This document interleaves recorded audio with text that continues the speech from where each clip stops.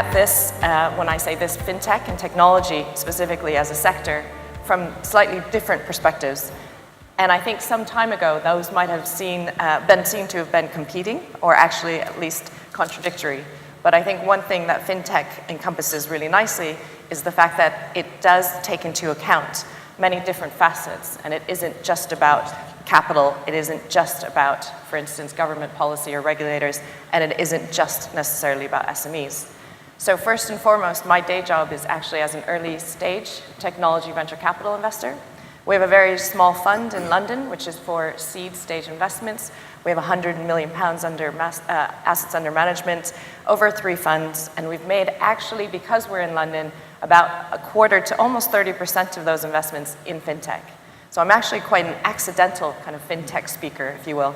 I don't have financial services in my background, but since we sit in London, which, as Al was talking about, is obviously one of the great financial capitals of the world, when we meet with great founders, great entrepreneurs, and we look at business models to back, it seems to be very natural that a lot of those end up being fintech related.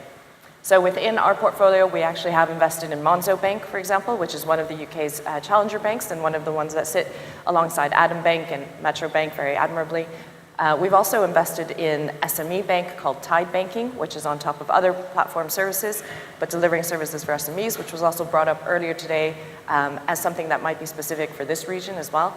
And then not just on the front end of banking side, we've also invested in other fintech aspects, for example, in regulatory compliance, in cybersecurity, in fraud detection, and all the like. And I'll talk about why, for me, fintech is much more than just banking, and why the impact is going to be so much greater over coming years.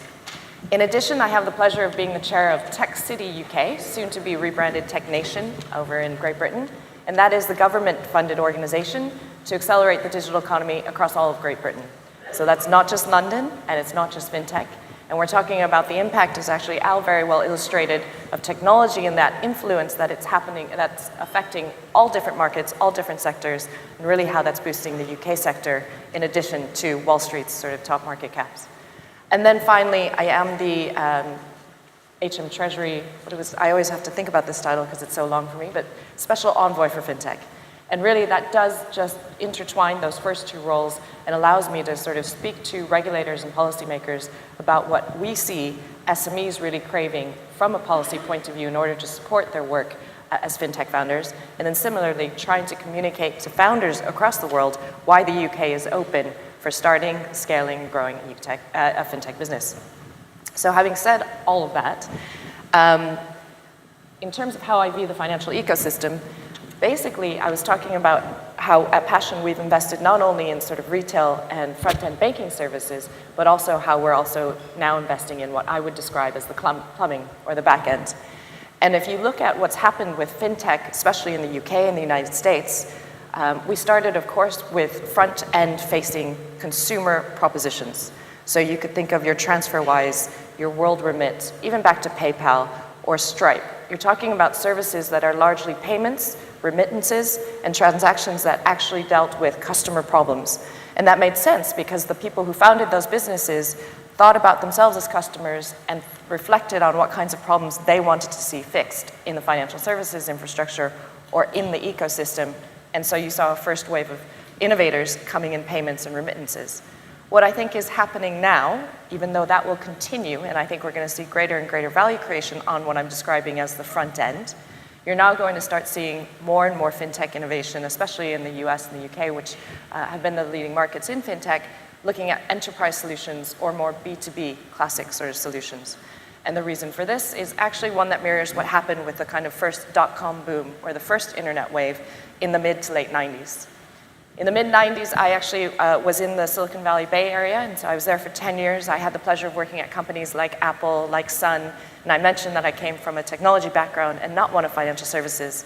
But what I witnessed was that you had these companies first formed, so you had your Amazon, you had eBay, you had Yahoo, you had Google, you had all of these internet giants created in the early or the mid-90s. And it wasn't until 1999, which is really the cliff edge of the dot-com boom going to turn into the dot-com bust, that you had a company called Salesforce.com first incorporated. Salesforce.com is arguably now the world's largest enterprise internet company in the world, but it wasn't formed until half a decade after the height of the dot-com boom, if you will. And I think that that's what's happening in fintech or in financial services as well. Our first wave was all about sort of solving consumer problems or problems that were directly facing transactions that consumers and businesses had to deal with. The next wave is going to be the back end and the enterprise solutions that have to deal with financial services. And so therefore you're selling to, as fintechs, existing financial services institutions. In addition, either case, this came up a lot, I think, earlier this morning, and I really appreciated Sahil's message about sort of the customer driving the agenda. Everything about the change and the innovation that's been happening in fintech has been completely customer-centric. So I could not agree with that sentiment more. And if you think about some of the companies that I mentioned that represent this first wave of fintech, for example, TransferWise, which is a great UK success, and I can disclaim it's not a passion investment, unfortunately, but I can talk about it because its proposition was no different than Western Union. It is a remittance business. You're able to send money abroad. You go and you make a deposit of some funds. You say, I want it to go to a relative or a friend that's in another country. That person is able to collect the funds either virtually or physically, and it's no different as a product than what Western Union has offered for hundreds of years. The difference with TransferWise, however, and the innovation in it is not a new product. It's because it was transparent to use, it was easy to use, and they were very, very upfront about their fees. In most cases, they're lower on a fee structure and a fee base than Western Union and other banks, but not in all cases.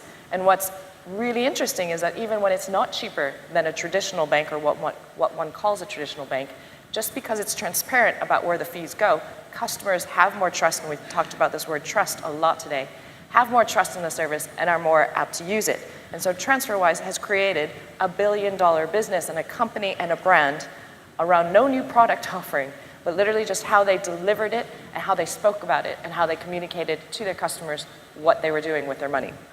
So the only last point on this slide when I think about the ecosystem is that we haven't even begun, even though I talk about going from sort of consumer-facing to B2B or B2C to B2B, we haven't even begun to think about sort of the subsectors. And I know we're talking a lot today about banking, but I've mentioned from an investment thesis, the areas that we're looking at now are really on the back end. So you're talking about subsectors like RegTech or regulatory compliance, KYC, AML.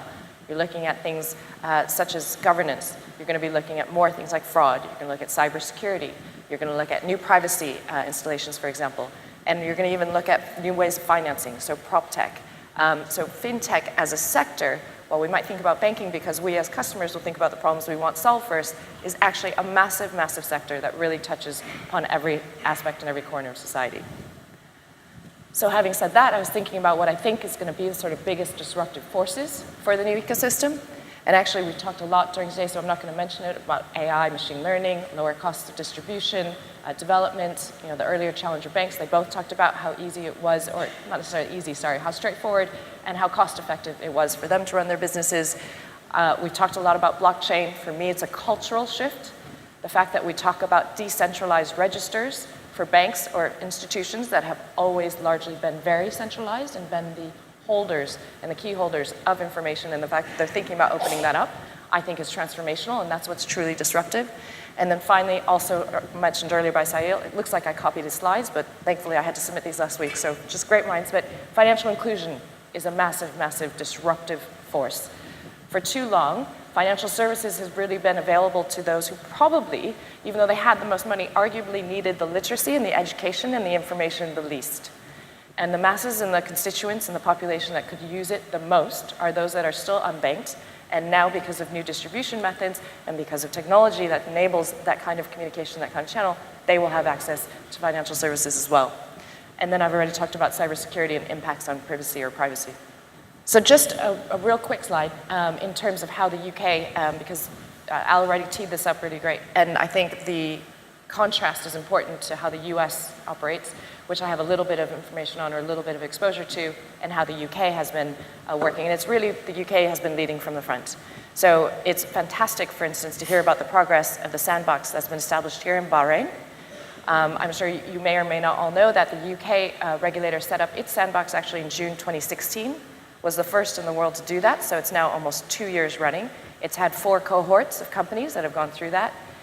Just last month, it was also the first regulator in the world to call on regulators around the world to establish a global sandbox, which is one that won't just be regulator or market specific, but one that actually could be applicable to fintechs, which include banks and SMEs, by the way, for people who want to obviously work cross-border.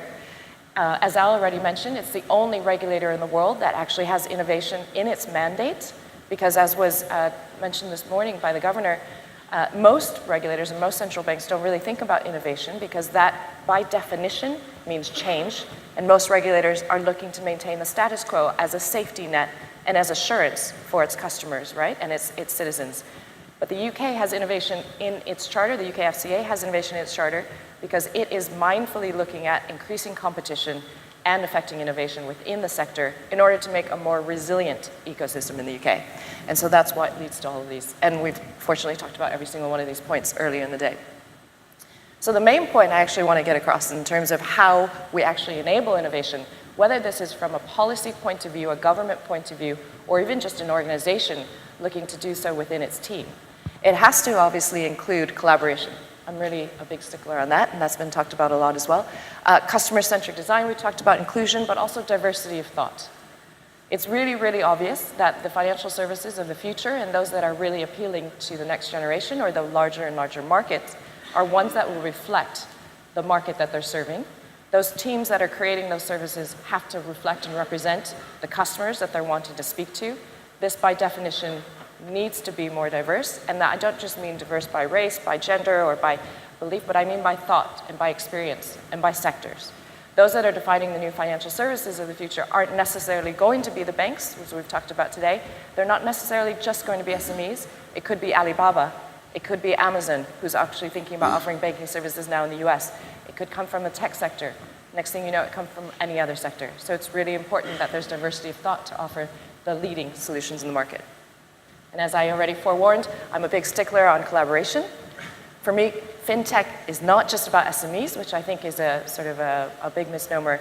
It's not just about incumbents, of course, but they have to include both. So some of the most innovative financial services companies in the world, of course, have been in existence for hundreds and hundreds of years. Barclays already spends more than £3 billion a year on its innovation budget and its technology. So there's no one who could say that it's not an innovative company. But it's clearly part of the fintech ecosystem. And you think about TransferWise, another example I'll go back to. Again, when they settle the money that is actually delivered from one side to the other, they settle that through existing banks. So for me, fintech is about the existing ecosystem and the infrastructure of financial services institutions, SMEs, policymakers, and of course, private sector institutions that are wanting to bring capital as well as customers to the market. So thank you very much. Thank you, Eileen.